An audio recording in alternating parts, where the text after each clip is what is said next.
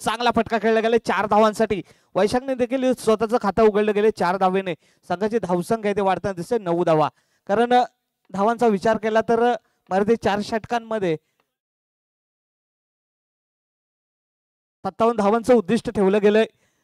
गणेश कृपा उद्योग समूह संघासमोर आणि निर्धाव स्वरूपाचा चेंडू येताना दिसेल येते. पुन्हा एकदा सामना करेल शॉर्ट पिच लाईन चेंडू हाताळले जातात शुभम याच्याकडून, परंतु त्याचा फायदा घेता येत नाही फलंदाजांना. इथे मात्र 2 धावांसाठी डिक्लेअर स्वरूपामध्ये येताना दिसतील. या 2 धावांनी संघाची धावसंख्या त्या दुहेरी आकड्यामध्ये जाताना दिसेल 11 धावा. कारण षटकांचा विचार केला तर 15ची सरासरी इथे राखावी लागणार आहे गणेश कृपा उद्योग समूह संघाला. कारण इथे मात्र पुन्हा एकदा चांगला फटका खेळला गेला, खराब क्षेत्ररक्षण केलं जातंय.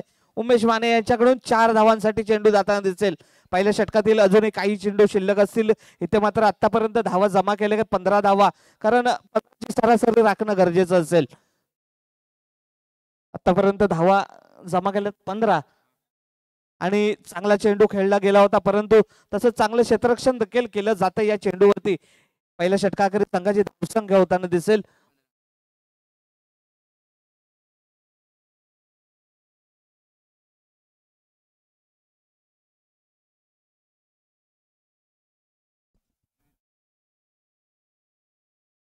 पंधरा धावा पहिल्या षटकाखेरीज.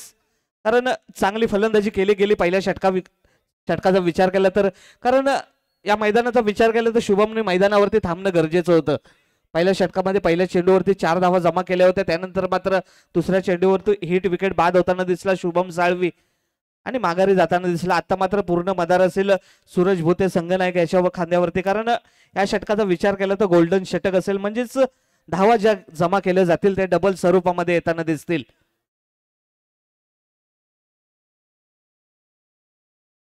कारण धावांचा गतीचा विचार केला तर 4 षटकाखेरीज 56 धावा जमा केल्या गेल्या गणेश कृपा इलेक्ट्रिकल संघाकडून. आणि गणेश कृपा उद्योग समूह संघ इथे 57 धावांचं आव्हान घेऊन मैदानामध्ये उतरताना दिसलाय.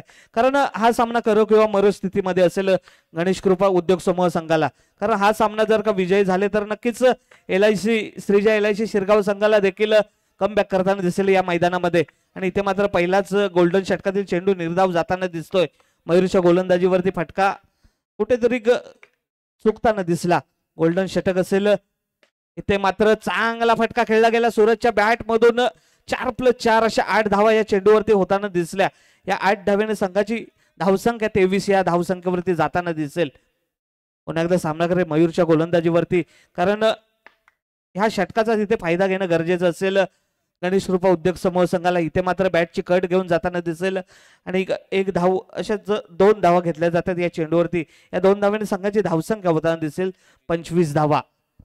1-25. पुन्हा एकदा सामना करेल सूरज मयूरच्या गोलंदाजीवरती. कारण दोन्ही खेळाडूंचा विचार केला तर एक ऑल भगवतीनगर संघाकडून खेळताना दिसेल सूरज भुते आणि निमित्त असेल नक्कीच MPLचं नक्की गणेश कृपा उद्योग समूहाकडून खेळताना दिसतोय. आणि एका बाजूला असेल मयूर पाटील गोपाळकृष्ण मालगुण संघाचा खेळाडू.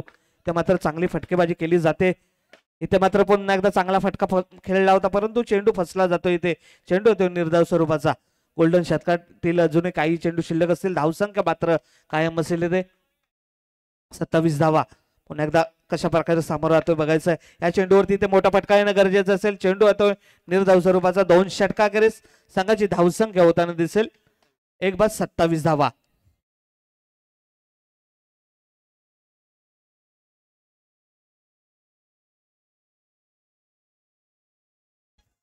चला थँक्यू टीजे. जाऊया मैदानाच्या दिशेने. जास्त टीम मीटिंग घ्यायची नाहीये, कारण आपण मैदानामध्ये उतरतानाच अगोदरच उशीर केला होता. 12 चेंडू 30 धावांची गरज असेल विजयासाठी गणेश कृपा उद्योग समूहाला. 12 चेंडू 30 धावा. वैयक्तिक पहिलं संघाकडून 3रं षटक घेऊन येताना दिसेल ते संदेश माने. कशा प्रकारे सामोरं जातोय बघायचं आहे. कारण धावांची गती विचारात घेतली तर 12 चेंडू 30 धावांची गरज असेल विजयासाठी. म्हणजेच प्रत्येक षटकामागे 15 धावा जमा कराव्या लागतील. म्हणजेच 4 चौकार ठोकावे लागणार आहेत प्रत्येक षटकामागे.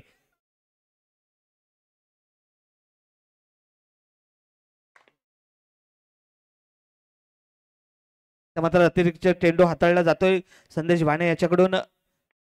पुन्हा एकदा सामना करेल वैशांग. वैशांगला इथे नक्कीच या षटकामध्ये 4 चौकार ठोकावे लागणार आहेत आणि इथे मात्र धावबाद होताना दिसेल वैशांग पहिल्या चेंडूवरती.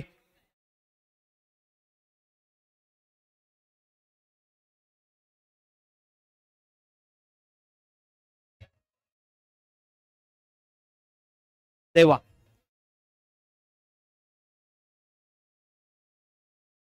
जाव्या मैदानाच्या दिशेने पुन्हा एकदा वैशांगच्या गोल बाद झाल्यानंतर देव येथे येताना दिसतोय आणि इथे मात्र फुलटॉस चेंडूचा पुरेपूर फायदा उचलला जातोय.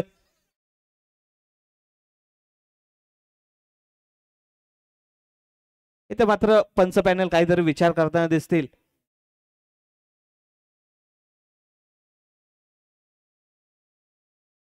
पंच पॅनल डिसिजन द्यायचा आहे आपला, काय असेल तो. वॉर्निंग दिलेली असेल.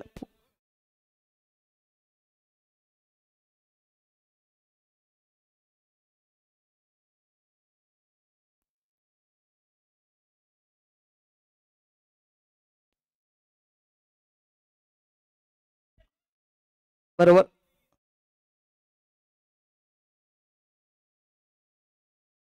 चार धावा या चेंडूवरती. नक्कीच पंचांकडून या गोलंदाजाला वॉर्निंग दिली गेली कारण हायटेड चेंडू वापरला जातो या खेळपट्टीवरती.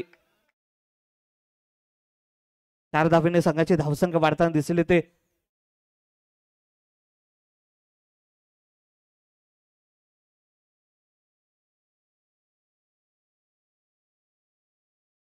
इथे मात्र धावबाद होताना दिसेल.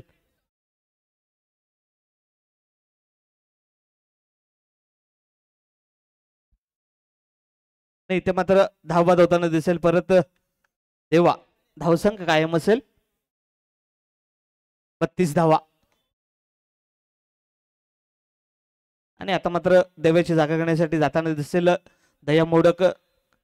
नॉनस्ट्राईकच्या दिशेने जाताना दिसेल कारण इथे मात्र सूरजला स्ट्राईक वरती येणं गरजेचं होतं कारण षटकाचा विचार केला तर या षटकामागे 4 चौकार ठोकावे अजून लागणार आहेत. इथे मात्र वाईट चेंडू असेल. अतिरिक्त चेंडू हाताळला जातोय संदेश याच्याकडून. एका धावेने संघाची धावसंख्या वाढताना दिसेल 33 धावा. पुन्हा एकदा सामना करेल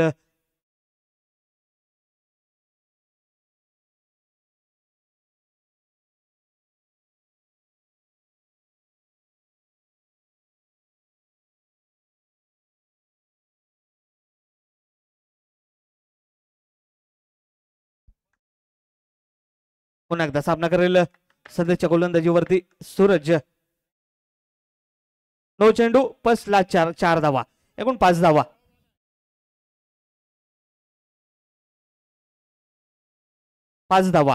या चेंडूवरती पंचांचा निर्णय अंतिम असेल. एकूण 4 अशा 5 धावा दिल्या जातात. धावसंख्या होताना दिसेल 38 धावा. पुन्हा एकदा सामना करेल संदेशच्या गोलंदाजीवरती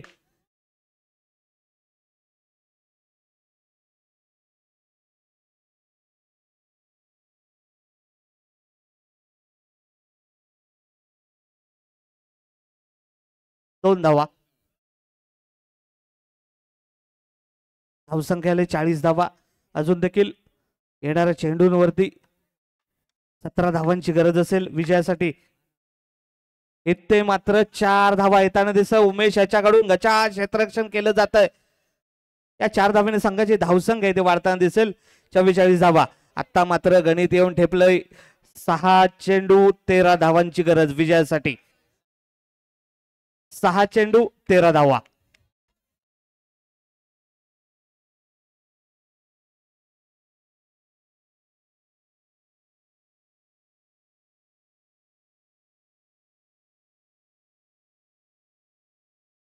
चला टीम मीटिंग घ्यायची नाही जास्त.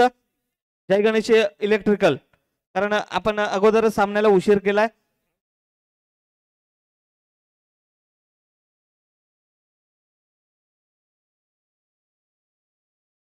इथे मात्र 6 चेंडू 13 धावांची गरज असेल आणि गोलंदाजीसाठी ते वापरताना दिसेल उमेश माने कारण उमेश माने याने या मैदानावरती नक्कीच होम ग्राउंड असेल परंतु आतापर्यंत गोलंदाजी केली नाहीये.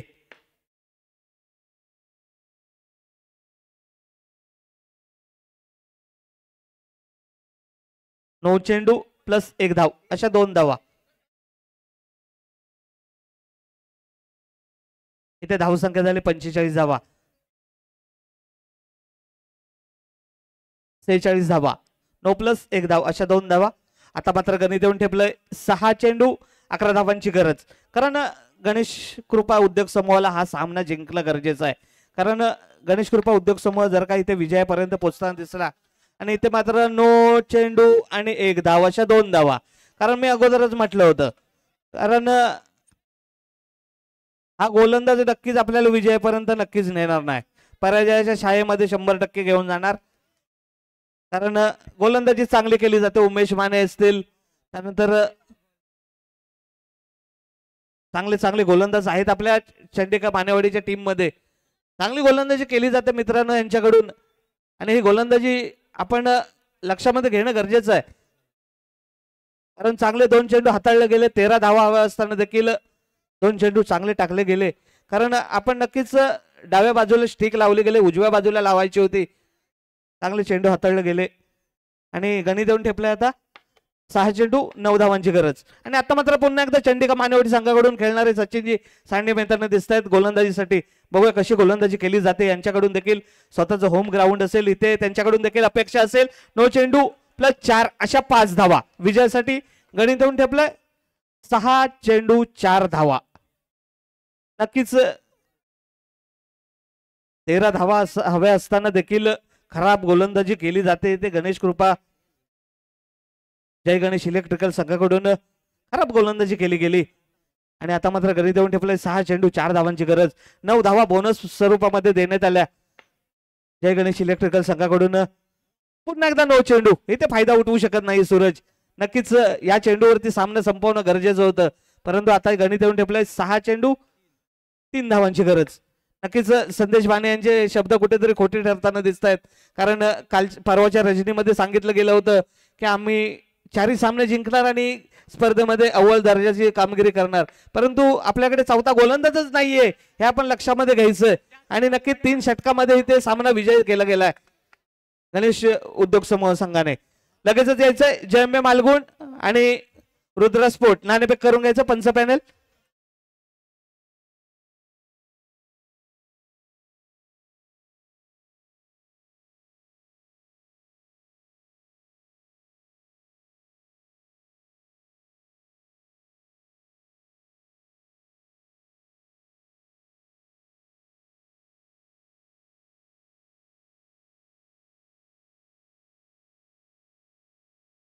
चला पंच पॅनल टॉस करून घ्या. जयंबे मालगुण वर्सेस रुद्रा स्पोर्ट.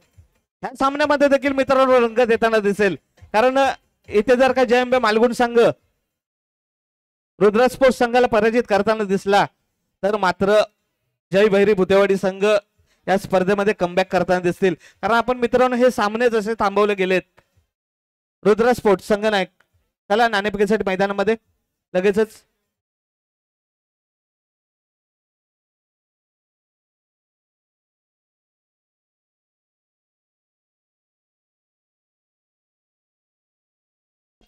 त्यानंतर संघनायक आपली प्लेइंग लिस्ट द्यायची इथे. रुद्रा स्पोर्ट त्यानंतर जयंबे प्लेइंग लिस्ट द्यायची आपली.